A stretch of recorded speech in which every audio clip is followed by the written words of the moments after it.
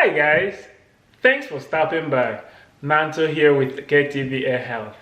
I bet you I'm not the only one who just can't wait for spring and summer. Today's weather was unusual, cold and rainy.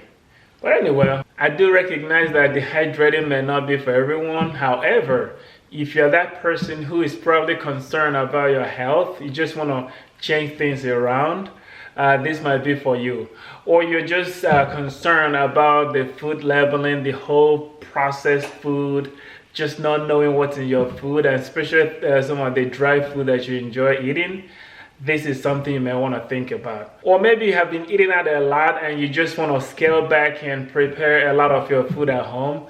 Definitely this is something you should think about. And maybe you're just someone who is curious about trying something new. That's kind of my type of person. I love to try new things and kind of see what works and what doesn't work. If that's you, definitely investing in a dehydrator will be a worthwhile investment. So this is my dehydrator here. I have been using this for a little bit over 6 years now, and to be honest with you, it has been working really fine for me. Guess what? You can dehydrate virtually everything. Some of the things that you do enjoy, you can dehydrate your favorite fruits, your vegetables, or even grains and seeds. For those meat lovers, you can actually dehydrate your meat, your fish, even a meat jerk. I have a few of my favorite items that I like to dehydrate. One of them is carrot. Now, if you have watched any of my videos, you probably know that I can't just have enough of carrot.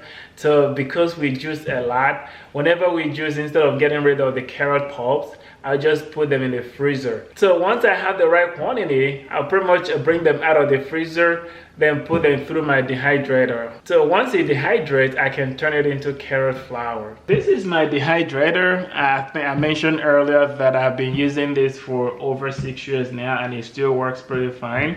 Right in here is the compartment where you dehydrate. So usually this is where you spread whatever you're trying to dehydrate, whether it's fruits, vegetables, whatever that is. What I typically do is I use parchment paper just to make sure that nothing leaks out of this.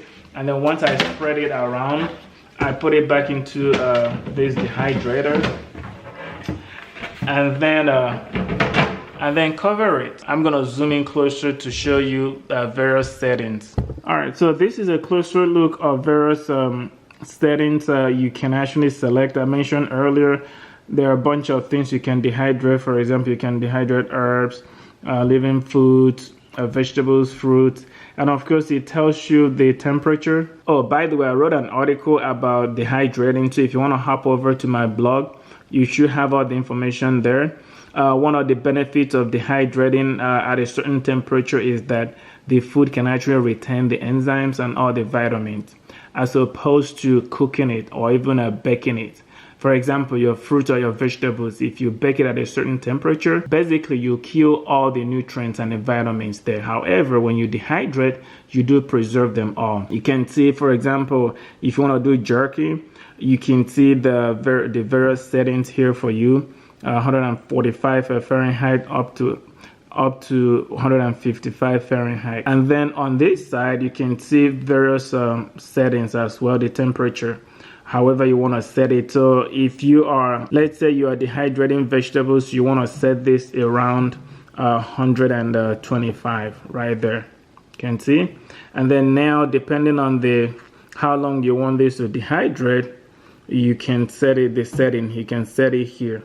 One of the things that I do is after, depending on what I'm dehydrating, after about 12 to 18 hours, I go back and check just to get a feel of what it looks like. Okay, pretty easy, pretty simple, no big deal here, no complication, but this is super great. Again, if you take a look at certain things you can do with this dehydrator, I think it's worth making such an investment. So if you haven't subscribed to my channel, be sure to do so, because very soon I'll be putting out 2 videos relating to dehydrating. One will be showing you how I dehydrate my carrot pulp and then turn it into carrot flours. And then the second one will be actually how I use my carrot flours to make some of my favorite recipes, such as carrot cookies, carrot pancakes, and even carrot bread. Boy, you gotta try this. I mean, I'm telling you guys, I've done some of this already and it is great. I'm looking forward to sharing those recipes with you shortly. So be sure to again to subscribe to my channel. That's pretty much all I have for you today, guys. Thanks again for watching my video. Be sure to like it, share it. If you have any question, any comment, please leave that in the comment section. And I look forward to sharing some cool videos with you soon. See you guys.